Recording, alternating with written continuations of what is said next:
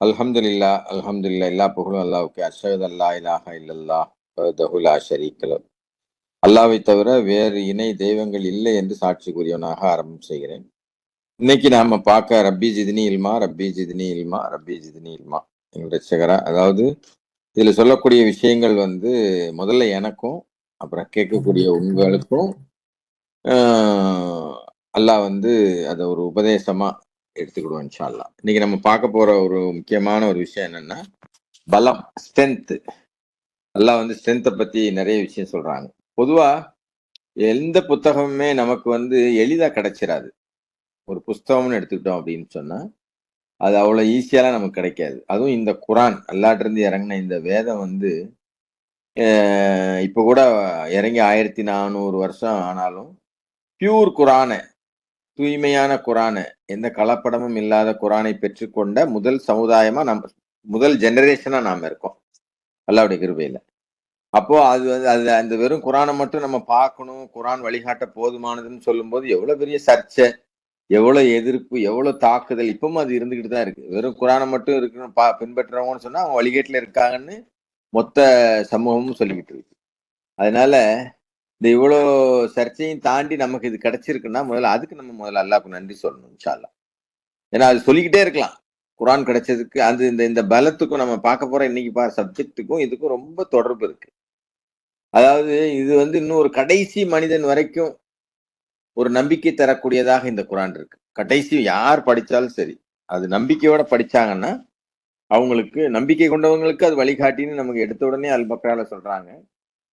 அதனால நம்ம குரானை துணைக்கி வச்சுக்கிட்டோம் அப்படின்னா, நம்ம கூட யார் இருக்காங்க, யார் நமக்கு சப்போர்ட் பண்றாங்க, யாரு நமக்கு பலமா இருப்பாங்கங்கிற அந்த அந்த சிந்தனையே நமக்கு இருக்காது. நம்ம தனிமையா இருக்க மாட்டோம். அந்த தனிமையே இருக்காது. தோழமை என்பது குரான் மூலம் நமக்கு கிடைச்சிரும். திரும்ப திரும்ப படிக்கும்போது அது நமக்கு அதை நிரூபிக்கக்கூடியதா நம்மளே உணர்ந்துக்கலாம். அதை திரும்ப திரும்ப இப்ப நம்ம திருப்பி திருப்பி படிச்சுட்டே இருக்கோம். ஒரு ஒரு வாட்டியும் நம்ம படிக்கும்போது அது சளைக்காதது, சலிக்காதது. அதோட ஏன்னா அது அந்த நம்பிக்கையோட நம்ம படிச்சா அது அதை நிரூபிக்கக்கூடியதா இருக்குது. இது வெறும் இன்ஃபர்மேஷன் கிடையாது. இது இன்ஃபர்மேஷன் டு டிரான்ஸ்ஃபர்மேஷன். இன்ஃபர்மேஷனுக்கும் டிரான்ஸ்ஃபர்மேஷனுக்கும் என்ன வித்தியாசம்னா, இன்ஃபர்மேஷன்னா ஒரு அறிவு, ஒரு நாலேஜ், ஓகே நீங்க செய்தி பாக்குற மாதிரி. ஆனா டிரான்ஸ்ஃபர்மேஷன் என்ன அப்படின்னா, அதை பார்த்த உடனே நம்ம மாத்திருவோம், நம்மளுடைய எண்ணத்தை மாத்திருவோம், செயலை மாத்திருவோம். அதான் இந்த book it's not a very information book. அதுல நிறைய விஷயங்கள் எல்லாம் சொல்லியிருக்காங்க. சரித்திரம் சொல்லியிருக்காங்க, நிகழ்வுகளை சொல்லியிருக்காங்க, சயின்ஸ் சொல்லியிருக்காங்க, மேக்ஸ் சொல்லியிருக்காங்க. அதெல்லாம் இன்ஃபர்மேஷனா இருந்தாலும் யாரு நம்பிக்கை கொண்டிருக்காங்களோ அவங்களுக்கு அது டிரான்ஸ்ஃபர்மேஷன் புக்கா இருக்கு. இது ஒரு என்டர்டைன்மெண்ட் கிடையாது. ஏதோ நேரம் போகாம நம்ம இந்த குரான் வகுப்புல இருக்குல்ல, இது ஒரு என்கரேஜ்மெண்ட். என்கரேஜ்மெண்ட் என்ன, நம்மளை உற்சாகப்படுத்தி மோட்டிவேட் பண்ணி நம்மளை ஒரு ஸ்டெடியா வச்சுக்கிறதுக்கான ஒரு என்கரேஜா அவங்க கொஞ்சம் என்கரேஜ் பண்ணுங்க அப்படின்னு சொல்லுங்க. அது மாதிரி என்கரேஜ்மெண்ட் பண்ணக்கூடிய ஒரு விஷயமா இருக்கு. இன்ஷா அல்லாஹ் இப்ப நம்ம விஷயத்துக்கு போவோம். இந்த ஸ்ட்ரென்த்தை பத்தி பார்க்கும்போது ஒவ்வொருத்தருக்கும் ஸ்ட்ரென்த் வேணும். உடல் ஸ்ட்ரென்த் வேணும், மனசு ஸ்ட்ரென்த் வேணும், அப்புறம் ஆன்மா ஸ்ட்ரென்த் வேணும். இதெல்லாம் இருந்தா தான் நாம சந்தோஷமா இருக்க முடியும் இந்த உலகத்துல, இந்த பூமியில. அதாவது உயிர் இருக்கிற காலம் வரைக்கும் அல்லாஹ்வுடைய நினைவுல இருக்கணும் அப்படின்னா, அந்த ஸ்ட்ரென்த் எப்படி அல்லாஹ்வை பலப்படுத்துது. நமக்கு இந்த குரானை படிக்கும்போது ஸ்ட்ரென்த்னா கடவுள் மனிதனை உறுதிப்படுத்தும் நிறைய வழிமுறைகளை சொல்லித்தரார். ஸ்ட்ரென்தன் பண்றேன்னு சொல்றாரு. அதனால சில வார்த்தைகள் குரான்ல சில வார்த்தைகள் மீண்டும் மீண்டும் வருது. ஆங்கிலத்துல நான் பார்த்தேன்னா கரெக்டா 19 இடத்துல ஸ்ட்ரென்தன் வருது. இல்ல ஸ்ட்ரென்த்னு சொன்னாலே ஒரு சாதாரண வார்த்தை இல்ல. அது ஸ்ட்ரென்த்னா பலம்ங்கிறதே ஒரு சாதாரண வார்த்தை இல்ல. பலம்ங்கிற வார்த்தையை சொல்லும் போதே நமக்கு பலம் கிடைக்கும். அதாவது மனித வாழ்க்கைக்கு வழிகாட்டக்கூடிய முக்கியமான விஷயம் என்னன்னா வார்த்தைகள் தான். வார்த்தைகள் அதனாலதான் அல்லாஹ்வுடைய பெயரை திருப்பி திருப்பி நம்ம அந்த வார்த்தைகளை திருப்பி திருப்பி சொல்லும் போது நமக்குள்ள ஒரு எனர்ஜி கிடைக்குது பாருங்க, ஒரு பலம் கிடைக்குது. அப்படிப்பட்டதுதான் பலப்படுத்துதல், உறுதிப்படுத்துதல், திடப்படுத்துதல் நம்மளை. ஆமா, இன்ஷா அல்லாஹ் இன்னைக்கு நம்ம பார்க்க போது அல்லாஹ் யார பலப்படுத்துறாங்க, யார ஸ்ட்ரென்த் பண்றாங்க, எந்த சூழ்நிலையில அப்ப செய்யறாங்க. ஸ்ட்ரென்த் எப்ப கிடைக்குது, ஒவ்வொருத்தருக்கும் எந்த சூழ்நிலையில கிடைக்குது, எதன் மூலமா அதை செய்யறாங்க அல்லாஹ். நாம அப்படி ஸ்ட்ரென்த்தை எப்படி பெறலாம், எப்படி அந்த ஸ்ட்ரென்த்தை நம்ம பெற முடியும், அந்த பலத்தை எப்படி பெற முடியும். அல்லாஹ் வந்து சக்தி மிக்கதொரு ஆதரவை கொண்டு எங்களுக்கு ஆதரவளிப்பீரான்னு பிரார்த்தனை பண்ண சொல்றாங்க. இந்த இதுக்காகவே எங்களுக்கு எங்களை வந்து பலப்படுத்துவீராக அப்படின்னு கூட நம்மள அதாவது எல்லாம் பிரார்த்தனை பண்ண சொல்றாங்க. அப்ப இது வந்து ஸ்ட்ரென்த்ங்கிறது வெறும் உடல் வலிமை மட்டும் கிடையாது. நம்பிக்கையில ஸ்ட்ரென்த்தா இருக்கணும். நம்பிக்கை வந்து பலமா இருக்கணும். மனசு பலமா இருக்கணும். மனசு உறுதியா இருக்கணும். பொறுமையில நம்ம உறுதியோட இருக்கணும். தொடர்ந்து அதாவது உறுதியோடு பொறுமையோடு இருப்பவர்கள். உறுதியான பொறுமை, அழகிய பொறுமை அப்படின்னு குர்ஆன் நிறைய இடத்துல சொல்லுது. அப்புறம் இந்த இதுதான் சத்தியம்னு தெரிஞ்சதுக்கு அப்புறம் இந்த சத்தியத்துல நிலைச்சு இருக்கக்கூடிய சக்தி, அதுவும் பலம் தான் நமக்கு. அப்புறம் பயத்தை வெல்லக்கூடிய தைரியம். எதுக்கும் பயப்படக்கூடாது. என்ன ஆகும்? So what? என்ன வேணா ஆகட்டுமே. என்ன ஆகும்? கடைசியில உயிர் தானே போகும். அது என்னைக்குனாலும் ஒரு நாளைக்கு போக தானே போகுது. அப்ப நம்ம எதுக்காகவும் பயப்படக்கூடாது. இறைவன் மீது முழு நம்பிக்கை வைக்கணும். அந்த முழு நம்பிக்கையின் மீது நம்மளுடைய பலம் எப்படி இருக்கு அப்படிங்கிறது தான். இப்போ இந்த பலத்தை பத்தி சொல்லும்போது அவர் லார்ட் எனக்கு வந்து அதாவது 2வது அத்தியாயத்தின் 250வது வசனத்தை நம்ம அடிக்கடி இது பிரார்த்தனையா பண்றோம். ஆனா அதை புரிஞ்சு உணர்ந்து பண்றோமா அப்படிங்கிறதுக்காகத்தான் இதை நம்ம திருப்பி ஒரு வாட்டி படிக்கிறோம். எங்கள் இரட்சகரே எங்களுக்கு உறுதிப்பாட்டை அளிப்பீராக, எங்களுடைய பாதங்களை பலப்படுத்துவீராக. ஸ்ட்ரென்தன் அவர் ஃபுட் ஹோல்ட் அப்படிங்கிறார். கால் பாதத்தை பலப்படுத்தினா என்ன அர்த்தம்? ஸ்திரமா எங்களை ஆக்கி வைங்க அப்படி இந்த அதாவது நம்பிக்கையாளர்கள் வந்து போருக்கு செல்லும் போது இந்த துவாவை செய்யறாங்க. அப்ப அவர்கள் சொல்லவில்லை எங்களுக்கு பெரிய ஆயுதத்தை கொடு, எங்களுக்கு எதிரிகளை குறைச்சிடலாம் கேட்கல. எங்களுக்கு பலத்தை கொடு அப்படின்னு. அதாவது எந்த சவால்கள் வந்தாலும் அதை சமாளிக்கக்கூடிய தைரியத்தையும் வலிமையும் எங்களுக்கு தா அப்படிங்கிறது தான் அதனுடைய அர்த்தம். ஸ்ட்ரென்த், கிராண்டஸ்ட் ஸ்டெட்ஃபாஸ்ட்னஸ், ஸ்ட்ரென்த் அவர் ஃபுட் ஹோல்ட் அப்படின்னு சொல்லி ரஷாத் அழகா டிரான்ஸ்லேட் பண்ணியிருக்காங்க. சூரா 2:250. அதாவது வாழ்க்கையில வெற்றி வந்து முதல்ல எங்க இருந்து ஆரம்பிக்கணும்னா நம்ம மனசுல இருந்து ஆரம்பிக்கணும். நம்ம கூட அல்லாஹ் இருக்கிறாங்க, நமக்கு எல்லாமே கிடைக்கும் அப்படிங்கிறது தான் முதல் வெற்றி. மனசளவுல நம்ம தளர்ந்துடக்கூடாது. ஏன்னா சிலர் வந்து தொழில்ல வந்து தோல்வி அடைஞ்சிடலாம். சிலர் வந்து குடும்பத்துல வந்து உறவுல அதாவது உடைஞ்சு போயிடலாம். அப்புறம் நிறைய சோதனைகள் வரும்போது நம்ம நம்பிக்கையை இழந்துடலாம். வியாபாரத்திலயா இருக்கலாம், குடும்பத்திலயா இருக்கலாம், இல்ல நமக்கு ஏற்படக்கூடிய சோதனைகள். ஒவ்வொரு நாளும் நம்ம சோதனைகளை சந்திச்சுக்கிட்டே தான் இருக்கோம். அதை நம்ம நம்பிக்கை உடையவங்களா இருந்தா நம்ம அதெல்லாம் பெருசா எடுக்காம கடந்து போய்கிட்டே இருக்கிறோம். நம்பிக்கை இல்லாம அல்லா மேல நம்பிக்கை இல்லாம மனுஷன் மேல நம்பிக்கையை வச்சிருந்தோம் அப்படின்னா மத்தவங்களை குறை சொல்லி புறம் பேசி திரிஞ்சுக்கிட்டு இருக்கோம். எப்ப பார்த்தாலும் குறை புறம் அப்படின்னா நம்ம ஆன்மா பலம் இல்லைன்னு அர்த்தம். அதுதான் நம்ம புரிஞ்சுக்கணும். ஏன்னா நம்ம ஸ்ட்ரென்த் இல்ல, உள்ள ஸ்ட்ரென்த் இல்ல, நம்ம உடம்புக்குள்ள ஸ்ட்ரென்த் இல்ல, மனசுக்குள்ள ஸ்ட்ரென்த் இல்ல, நம்பிக்கையில ஸ்ட்ரென்த் இல்ல, அப்படிதான் அர்த்தம். குறை கூறி புறம் பேசி திரிபவர்களுக்கு கேடுதான் நல்லா சொல்றாங்க. அப்போ நம்ம சோதனை வரத்தான் செய்யும். நம்ம எழுந்திரிச்சதுல இருந்து காலையில கண்ணை முழிக்கிறதுல இருந்து நைட்டு தூங்க போற வரைக்கும் எவ்வளோ சோதனை அதாவது நம்பிக்கை கொண்டவங்களுக்கு அது சோதனை கிடையாது. சோதனை தான் அவங்க சோதனையா பாக்குறது இல்ல, சவாலா பாக்குறாங்க. ஒரு அல்லாஹ் நமக்கு இதை கொடுத்து ஓகே சில விஷயம் நம்ம நினைக்கிறோம் இப்படி இருந்தா நல்லா இருக்கும் அப்படின்னு. அப்படி இல்லைன்னா அல்ஹம்துலில்லா தான். அப்படி இருந்தா அல்ஹம்துலில்லா தான். இல்லைன்னா திருப்பியும் அல்ஹம்துலில்லா தான். நம்ம நினைச்ச மாதிரி நடக்காது. அல்லாஹ் என்ன நாடி இருக்காங்களோ அப்படிதான் நடக்கும். அப்போ அடுத்த வருஷத்துல சொல்ற இதே மாதிரி சொல்லுவாங்க. Strengthen our foothold and supporters 3:147 இதே மாதிரி ஒரு பிரார்த்தனை நடக்கும். அப்ப இந்த பிரார்த்தனை வந்து நம்ம தினசரி பண்ண வேண்டியதுங்கிறத புரிஞ்சுக்கலாம். நம்ம இதை மிஸ் பண்ணாம நம்ம கேட்கணும். எங்கள் இரட்சகரே எங்களுடைய பாவங்களை எங்களுக்காக மன்னிப்பீராக, எங்களுடைய வரம்பு மீறலுக்காகவும் எங்களை மன்னிப்பீராக, எங்களுடைய பாதங்களை பலப்படுத்துவீராக. பாதத்தை பலப்படுத்தினா என்ன? கால் பாதத்தை பலப்படுத்துறது இல்லை, எங்களை வந்து ஒரு ஒரு அதாவது ஒரு ஒரு ஒரு ஸ்டாண்டர்டா இருக்கவை யாரெல்லாம் ஸ்திரமாக்கி வை எங்களை. எங்களுடைய இருப்ப, எங்களுடைய எண்ணத்தை, எங்களுடைய ஆன்மாவை, எங்களுடைய நம்பிக்கைய, அதான் அதனுடைய அர்த்தம். அப்போ அவர்கள் இப்போ நபிமார்கள் தூதர்கள்லாம் இது செஞ்ச துவா இது.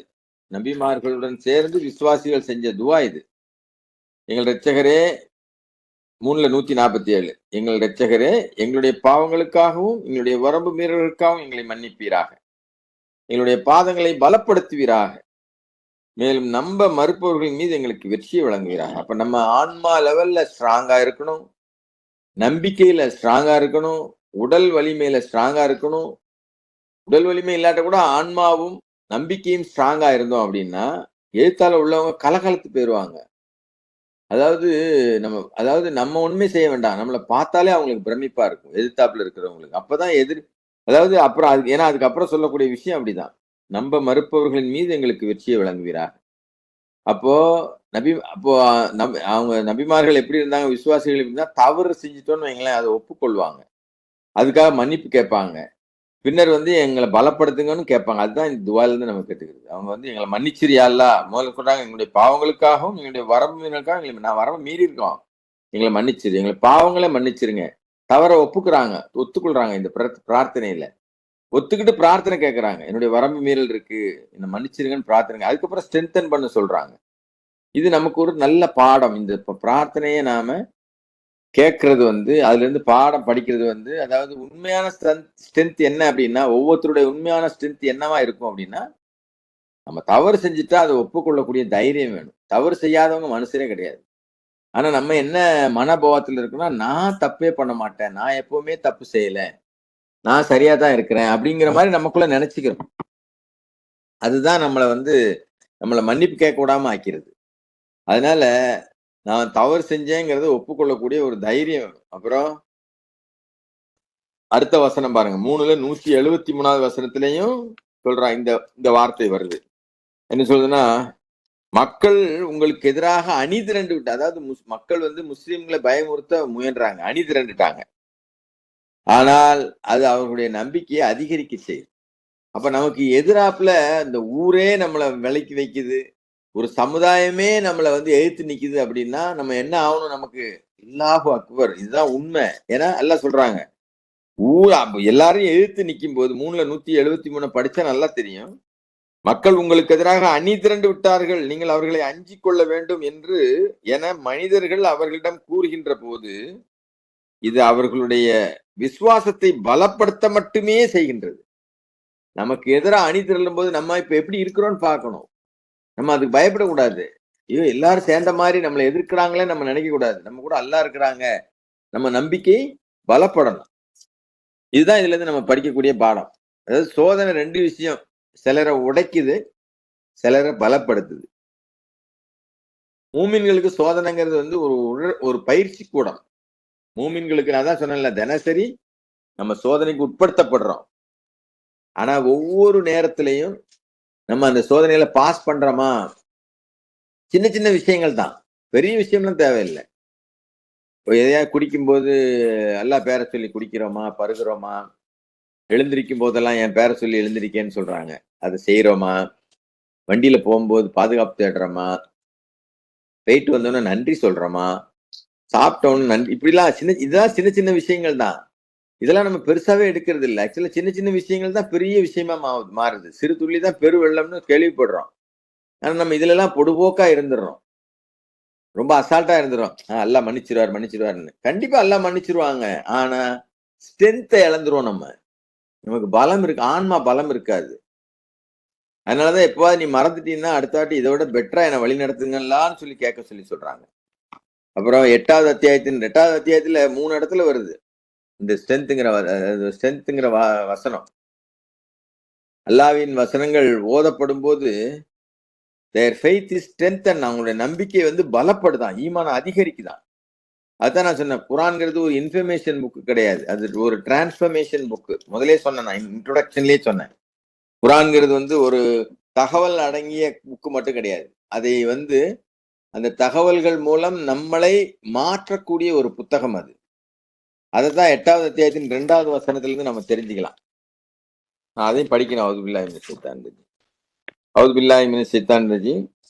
பிஸ்மில்லாஹிர் ரஹ்மானிர் ரஹீம். 8வது அத்தியாயத்துல 2வது வசனத்துல வருது, 10வது வசனத்துல வருது, 11வது வசனத்துல வருது.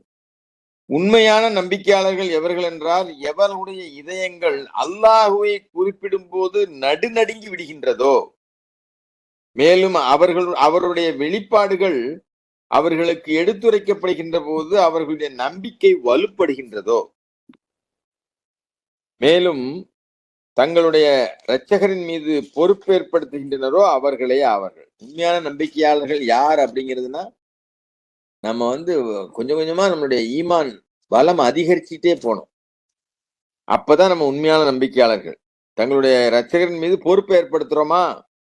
அதோடு இல்லாம வெளிப்பாடுகளை நம்ம கேட்கும்போது நம்மளுடைய அதாவது அவருடைய வெளிப்பாடுகள் அவர்களுக்கு எடுத்துரைக்கப்படும் பொழுது அவருடைய நம்பிக்கை வலுப்படுகின்றது. இல்ல எதையுமே வீணுக்காக சொல்லல. சும்மா விளையாட்டாலாம் சொல்லிட்டு போல. ஒவ்வொன்றுக்கும் ஒரு காரணம் இருக்கு, ஒரு காரியம் இருக்கு.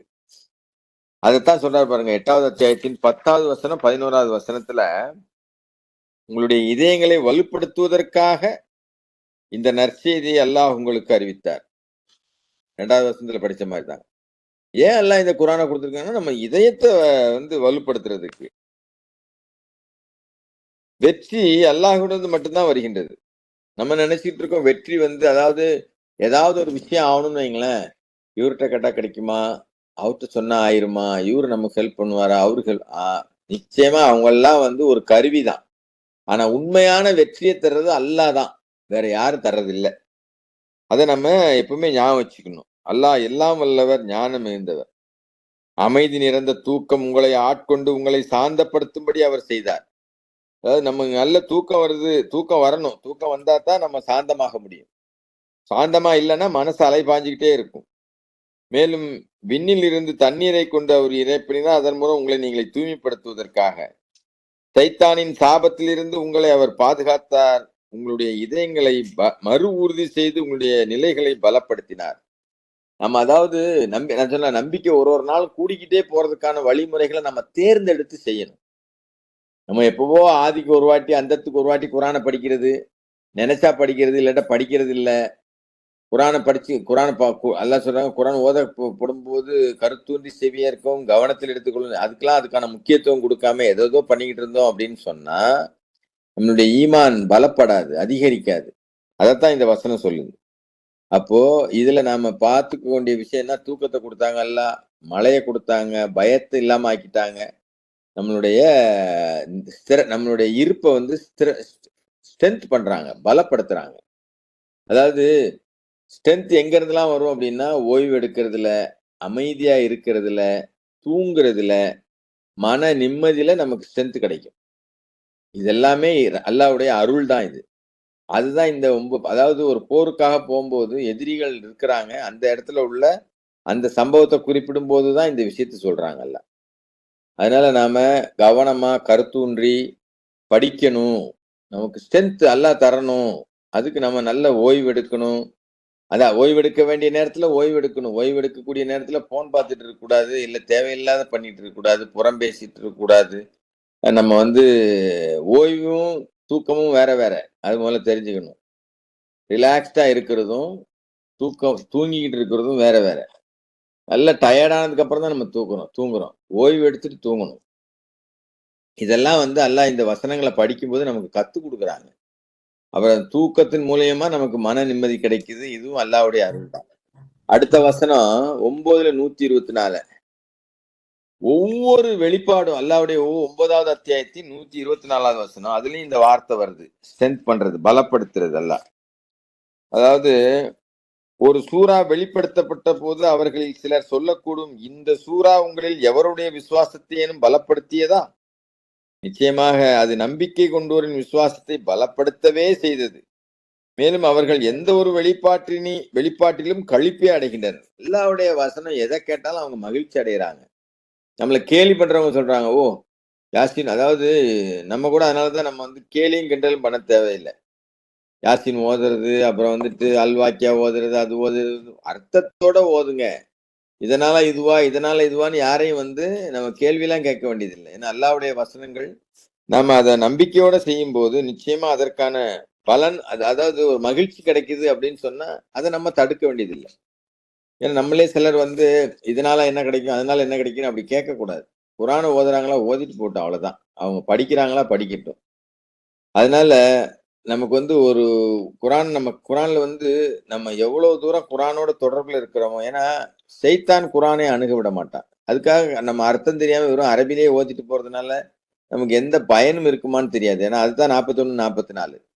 அவங்க அதாவது மொழி ஒரு பொருட்டல்லன்னு சொல்றாங்க இல்லையா? அரபி அதை நம்ம கேலியும் கிண்டலும் பண்ண வேண்டாம். அதுக்காக நாம அப்படியும் இருந்துட வேண்டாம். நம்ம வந்து அர்த்தத்தோட அல்லாஹ்வுடைய வேத வசனங்களை படிக்கக்கூடியவங்களா ஆகுறதன் மூலம் நம்ம என்ன ஆகும்னா உற்சாகம் பெறுறோம். நமக்கு ஒரு ஒரு தெளிவு கிடைக்குது, ஒரு நம்பிக்கை கிடைக்குது. குர்ஆனை ஓதுறதன் மூலம், அதை கேட்கறதன் மூலம். இதுதான் நம்ம ஆன்மாவுக்கு பலம். அதனால ஒவ்வொரு வெளிப்பாடுகளையும் மூமின்களுடைய நம்பிக்கையை அதிகரிக்குது. அப்புறம் சூரா 11ல 120. அதுலயும் இந்த வார்த்தை இடம்பெறுது. ஸ்ட்ரென்த்ங்கிற வார்த்தை, பலம்ங்கிற வார்த்தை இடம்பெறுது. அதையும் நான் படிக்கிறேன். அதாவது, நாம் உமது இதயத்தை பலப்படுத்துவதற்காக தூதர்களின் வரலாறுகளில் போதுமானதை உமக்கு எடுத்துரைக்கின்றோம். உண்மை உமக்கு வந்துள்ளது, அதே போல நம்பிக்கையாளர்களுக்கு உபதேசங்களும் நினைவூட்டுகளும். அதாவது அல்லாஹ் நிறைய நபிமார்களுடைய வரலாறுகளை நமக்கு சொல்லித் தராங்க. நாம் ஏன் இந்த குர்ஆன்ல உள்ள வரலாறுகளை படிக்கணும் அப்படின்னா, அது ஒரு என்னமோ பொழுதுபோக்கு கிடையாது. அதுல நிறைய படிப்பினைகள் இருக்கு அப்படின்னு. ஒவ்வொரு சின்ன சின்ன விஷயங்கள். மூசாவுடைய அந்த சரித்திரமா இருக்கட்டும், ஈசாவுடைய விஷயமா இருக்கட்டும், ஒவ்வொரு யூசுஃபோடைய அந்த 12வது சூரா, மொத்த சூறாவையும் படிக்கும்போது, எப்படி அல்லாஹ் வந்து கேள்வி கேட்டு பதில் சொல்லி ஒரு சரித்திரத்தை நமக்கு நேரேட் பண்றாங்க. அப்படியே திரை, கதை, வசனம் போல. நம்ம இப்ப படம் பார்க்குறோம்ல, அத மாரி இருக்கு. அத படிக்கும்போது. அப்படியே கண்ணு முன்னாடி வருது. அப்படி அப்படி அழகா அது என்டர்டெயின்மென்ட் இல்ல. அதுல படிக்கணும். அதுல வந்து அதுதான் நான் சொன்னேன். அதுல நம்மள டிரான்ஸ்ஃபர்மேஷன் பண்ணுது அது. நம்மள அப்படியே சிந்திக்க வைக்குது. அதாவது அடுத்த முறை அவ்வாறு செய்யாமல் இருக்க நமக்கு உதவி செய்யுது அது. அது நம்ம உணரும்போது தான் தெரியுமே தவிர, "ஆ எனக்கு இப்படி ஆயிருச்சு, உங்களுக்கு ஏன் ஆவலன்னு?" நம்ம கேட்க முடியாது. ஏன்னா, எப் யாருக்கு எப்போ வந்து அடையும் அது அப்படின்னா, அக்கறையோடு இருப்பவர்களைத்தான் இந்த குர்ஆனை வந்து அடைய முடியும். இந்த குர்ஆனை அக்கறையோடு இருப்பவர்களால் தான் குர்ஆனை அடைய முடியும். அது இல்லாம நம்ம அந்த குர்ஆனை பெற்றுக்கொள்ளவே முடியாது. அதனால அந்த சரித்திரத்தை நமக்கு அல்லாஹ் சொல்லித் தர்றது வந்து, அதுல நெறைய விஷயங்கள் நமக்கு இருக்கு. அப்புறம் சூரா 14 இப்ராஹிம்ல வந்து 14வது அத்தியாயத்தின் 27வது வசனத்திலயும் இந்த வார்த்தையை நமக்கு அல்லாஹ் சொல்லி அந்த டிரான்ஸ்லேஷன்ல போட்டிருக்காரு. அதாவது, நிரூபிக்கப்பட்ட வார்த்தையை கொண்டு நம்பிக்கை கொண்டவரை அல்லாஹ் இந்த வாழ்விலும் மறு உலகிலும் பலப்படுத்துகின்றார். நிரூபிக்கப்பட்ட வார்த்தை, அதாவது உலகத்துல எத்தனையோ புத்தகங்கள் இருக்கு. அந்த புத்தகங்கள் எல்லாம் இறைவனால் வழங்கப்பட்டது கிடையாது. ஆனா அல்லாஹ்ட்ட இருந்து வந்த இறுதி வேதம். இது வந்து நிறைய வேதங்கள் அல்லாஹ்ட்ட இருந்து வந்ததுதான். அதுல நிரூபிக்கப்பட்டு பாதுகாக்கப்பட்டு வர்றது இந்த குர்ஆன் தான். அப்ப இந்த நிரூபிக்கப்பட்ட வார்த்தை நம்ம கண்ணு முன்னாடி இருக்குது இது. இதுல எதையும் சேர்த்துற முடியாது, எடுத்துற முடியாது. இதுல எதுவும் வீணுக்காக சொல்லப்படல. அப்ப அந்த நிரூபிக்கப்பட்ட வார்த்தையை கொண்டு நம்பிக்கை கொண்டவரை அல்லாஹ் இந்த வாழ்விலும் மறு உலகிலும் பலப்படுத்துகின்றார். அப்ப இந்த நிரூபிக்கப்பட்ட வார்த்தையை நாம தினசரி இதை வந்து தொடர்போட இருந்து படிச்சு அதுல இருந்து பலன் அடைஞ்சோம் அப்படின்னா தான் நம்ம அந்த பலனை பெற முடியும். மேலும் வரம்பு மீறுவோரை அல்லாஹ் வழிகேட்டில் அனுப்பிவிடுகின்றார். ஒவ்வொரு விஷயமும் அல்லாஹுவின் நாட்டத்திற்கு ஏற்பவே உள்ளது. அப்ப இந்த உலகத்திலும் மறு உலகத்திலும் அல்லாஹ் வந்து நம்பிக்கையாளர்களை நம் மூமின்களை வந்து உறுதிப்படுத்துகின்றார். உறுதியுடன், அதாவது உண்மையான ஸ்டெபிலிட்டி, ஸ்ட்ரென்த் வந்து பணத்துல இல்ல, பொருளாதாரத்துல இல்ல, அரசியல்ல இல்ல, மனிதர்கள்ட்ட கிடையாது. எதுல இருக்கு? உண்மையான அல்லாஹ் நம்மளை பலப்படுத்துறதுல தான் இருக்கு. அது அல்லாஹ்வினுடைய தொடர்புல தான் இருக்கு. அந்த அல்லாஹ்வுடைய தொடர்புல இருக்கமா இல்லையாங்கிறதுக்கான மெயின், அதாவது தொழும்போது நாம அல்லாஹ்வோட தொடர்பு கொள்றோம். ஆனா குர்ஆன் படிக்கும்போது அல்லாஹ் நம்மளோட தொடர்புல இருக்காங்க. அல்லாஹ் நம்ம கூட தொடர்புக்கு வந்துடுறாங்க. நம்ம தொடர்பு கொள்றதுக்கும் அல்லாஹ் நம்மள்ட்ட தொடர்பு கொள்றதுக்கும் வித்தியாசம் இருக்கு. ரெண்டும் ஒண்ணும் இல்ல. அதனால நம்ம அதையும் செய்யணும், இதையும் செய்யணும். அதனால அதான் வலியுறுத்தி சொல்றாங்க. அது அல்லாஹ்வுடன் உள்ள தொடர்பில இருக்கு. அப்புறம் சூரா 17ல 74லயும் இந்த வார்த்தை இடம்பெற்றிருக்கு. நான் ஒரு வார்த்தையை எடுத்துட்டு அதைத்தான் உங்களுக்கு வந்து நான் புரிஞ்ச விஷயத்த உங்களுக்கு ஷேர் பண்றேன். உம்மை நாம் பலப்படுத்தி இருக்காவிட்டால் நீர் கிட்டத்தட்ட சற்றேனும் அவர்கள் பக்கம் சாய்ந்திருக்க கூடும். அதாவது இது நபிக்கு சொன்னதுதான். ஆனா நமக்கும் அது அப்படிதான் சொல்றாரு. நம்ம இந்த நம்ம முதல்ல சொன்னோம் இல்லையா, அல்லாஹ் கூட நம்ம தொடர்புல இல்ல அப்படின்னா, நம்ம வந்து யார் சொன்னாலும் சரின்னு சொல்லிட்டு கேட்டு போய்கிட்டே இருப்போம். அதனாலதான் எங்க விஷயம் கேட்டாலும் அது குர்ஆனோட உரசி பார்க்கணும். குரானோட உரசி பார்க்கறது யாரோ உரசி பார்த்து உங்களுக்கு சொல்ல மாட்டாங்க. நமக்கு தேவையான விஷயத்த நம்ம தான் உரசி பார்க்கணும். நம்ம அதை போய் ஒருத்தர்ட்ட இது கரெக்டா இருக்குப்பா, இது குரான் படி கரெக்டான்னு கேட்கக்கூடாது. இது என்னுடைய கருத்து, நான் சொல்றேன். நமக்கு அல்லாஹ் அறிவையும் புத்தியையும் தெளிவையும் கொடுத்திருக்கும் போது நாம தான் குரானை படிச்சு கவர் டு கவர் நம்ம வந்து அண்டர்ஸ்டாண்ட் பண்ணி அதுல உரசி பார்க்கணும். ஒருத்தர் சொல்றது வந்து அவங்கவுங்க சொந்த கருத்து தான். அதுதான் கரெக்ட்னு யாரும் எடுத்துக்கவே கூடாது. அப்பதான் நம்ம ஆன்மா பலமடையும், நம்ம தொடர்புல இருப்போம். நம்ம அப்படி என்கரேஜ் பண்ணவும் கூடாது. யாரு கேட்டாலும் அதுக்கு வந்து நம்ம சொல்லிக்கிட்டு இருந்தோம்னு வைங்களேன், அவங்கள படிக்க தூண்டல நம்ம. நீங்க டிசைட் பண்ணு, நம்ம டிசைட் பண்ணு, நான் டிசைட் பண்ணும் எனக்கு தேவையான விஷயத்தை அல்லாஹ்வோட தொடர்பு கொண்டு குரானை படிச்சு நான் டிசைட் பண்ணும். இது ரொம்ப முக்கியமான சிக்கலான விஷயம்தான். இது வந்து கேட்கறதுக்கு கஷ்டமா கூட இருக்கலாம். ஆனா உண்மை அதுதான். யார் பேச்சையாவது நம்ம கேட்டோம் அப்படின்னு சொன்னா அதாவது கேட்கலாம், முடிவு எடுக்க கூடாது. முடிவு நம்ம தான் எடுக்கணும். இதன் அடிப்படையில் நான் இதை எடுக்கிறேன் அப்படின்னு நாளைக்கு நம்மள்ட்ட தான் எல்லாம் கேள்வி கேட்பாங்க. அதனால ரொம்ப கேர்ஃபுல்லா நம்ம வந்து நம்மளை ஸ்ட்ரென்தன் பண்றதுக்கு வந்து 1774 சொன்ன மாதிரி உண்மை நீர் பலப்படுத்தி இருக்காவிட்டால் நீர் கிட்டத்தட்ட சற்றே ஒரு பக்கம் சாய்ந்திருக்க கூடும். அடுத்து வந்து இங்க வந்து அல்லாஹ் நமக்கு ஒரு பாடம் என்னன்னா, நம்மை தவறிலிருந்து காத்து கொள்ள சொல்றாரு. அதாவது நீ உனக்குள்ள விஷயத்த எனக்குள்ள விஷயத்த நான் முடிவு எடுக்கணும்னா நான் தானே படிக்கணும். நான் படிச்சு நான் உணரும் போதுதான் நான் சரியான முடிவை எடுப்பேன். இல்லாட்டா நான் தவறிடுவேன். நம்முடைய அறிவு மட்டுமல்ல, அல்லாஹ் நம்மளை நமக்கு அதாவது நிறைய விஷயம் தெரிஞ்சதுனால பலம் உள்ளவர்னு கிடையாது. ஒருத்தருக்கு நிறைய விஷயம் தெரியும், அதனால அவர் வந்து ஆன்ம பலம் உள்ளவரா இல்ல மன வலிமை உள்ளவரான்னு கேட்டா சொல்ல முடியாது நமக்கு. ஆனா நம்மள நாம சொல்ல முடியும். அதனால வெறும் அறிவு மட்டும் அதுக்கு வந்து காரணம் இருக்க முடியாது. நம்ம ஸ்ட்ரென்த்தோட இருக்கமா, பலமா இருக்கமா, ஈமான்ல உறுதியோட இருக்கமா, அதுதான் நம்மளுக்கு வழிகாட்டும். நிச்சயமா அவங்கள நான் வழி காட்டுறேன்னு சொல்றாரு அல்லாஹ். அடுத்து அததான் அந்த குகைவாசிகள் இதுல சொல்றாரு. வி ஸ்ட்ரென்தன் தேர் ஹார்ட்ஸ் அப்படின்னு சொல்லி 18-14 இந்த குகைவாசிகள், நான் அதுல இருந்து தான் இந்த இதையே எடுத்தேன். அதாவது அவங்க பிரகடனம் செய்யும் போது அவங்களுடைய இதயத்தை நான் பலப்படுத்துறேன்னு சொல்றாரு அல்லாஹ். அல்லாஹ் மட்டும் சொல்லி நாம வந்து தைரியமா, அதாவது தொடர்ந்து அந்த வழியில இருக்கும்போது 18-14 சொல்றான் பாருங்க. 14 சொல்றாங்க அல்லாஹ், வானங்கள் மற்றும் பூமியின் இரட்சகர் தான் எங்களுடைய ஒரே கடவுள். அவருடன் வேறு தெய்வம் எதனையும் நாங்கள் ஒருபோதும் வழிபட மாட்டோம்.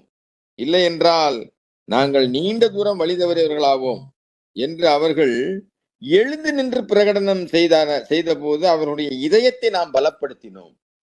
அப்ப இதுல வந்து இந்த விஷயத்த வந்து அல்லாஹ் மட்டும் சொல்றதுக்கோ இல்ல அல்லாஹ் மட்டும்ங்கிற அடிப்படையில நம்மளுடைய காரியங்களை செய்வதற்கோ, அது எந்த விஷயமா இருந்தாலும் சரிதான். நம்மளுடைய வியாபாரம், நம்மளுடைய உறவுகள், நம்மளுடைய திருமணம், நம்மளுடைய அதாவது ஈமச் சடங்குகள், பரியல், எதுக்குமே பயப்பட தேவையில்லை. அதைத்தான் எல்லாம் பயன்படுத்துறாரு. நமக்கு இதயத்தை பலப்படுத்துறேன்னு சொல்றாரு. அப்போ ஒரு நம்பிக்கையாளர் தனியா இருந்தாலும் ஸ்ட்ராங்கானவங்களா இருக்க முடியும். இதை நம்ம புரிஞ்சுக்கலாம். இன்ஷா அல்லாஹ் 9:55 ஆயிருச்சு. இன்னும் ஒரு கிட்டத்தட்ட 19 இடத்துல இருக்கு. அடுத்த வாட்டி டைம் கிடைச்சா நான் இதை கண்டினியூ பண்றேன். இது நம்மளை பலப்படுத்துறதுக்கு மிக முக்கியமான விஷயமா இருக்கு. அதாவது இந்த அத்தனை வசனங்கள்ல இருந்தும் இந்த பலப்படுத்துறங்கிற வார்த்தை நமக்கு சொல்லக்கூடிய உண்மை என்னன்னா, அல்லாஹ் நம்மள மனுஷனை எப்படி பலப்படுத்துறாங்கன்னா, குரான் மூலமா, பிரார்த்தனை மூலமா, சோதனைகள் மூலமா. ஏன்னா இப்ப அடுத்தல நான் 10 வருஷம் தான் படிக்கிறேன். அடுத்ததுல வந்து மூசா கேட்கிறாரு, எனக்கு ஒரு கம்பெனியை கொடுங்கன்னு. அதெல்லாம் நான் அடுத்த வாட்டி சொல்றேன் இன்ஷா அல்லாஹ். ஒரு நல்ல ஒரு துணை நமக்கு இருக்குது மூலமா. அதனாலதான் சூஸ் யுவர் ஃப்ரெண்ட்ஸ் கேர்ஃபுல்லின்னு சொல்றாரு. உங்களுடைய நண்பர்களை தேர்ந்தெடுங்க. நபிமார்களுடைய சரித்திரத்தை படிக்கிறதன் மூலம் நம்ம பலன் அடைகிறோம். அப்புறம் அல்லாஹ் மேல தவக்கல்த்து வைக்கிறது, அதாவது ஒப்படைக்கிறது.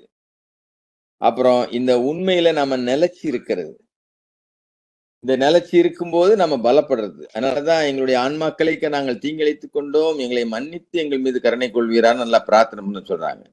அதனால இன்னைக்கு வந்து நம்ம என்கிட்ட பணம் இருக்கு, இல்ல என்கிட்ட வந்து செல்வாக்கு இருக்கு, என்னை நிறைய பேர் ஃபாலோ பண்றாங்க அப்படிங்கிறதுனால அதெல்லாம் வந்து பலம் கிடையாது.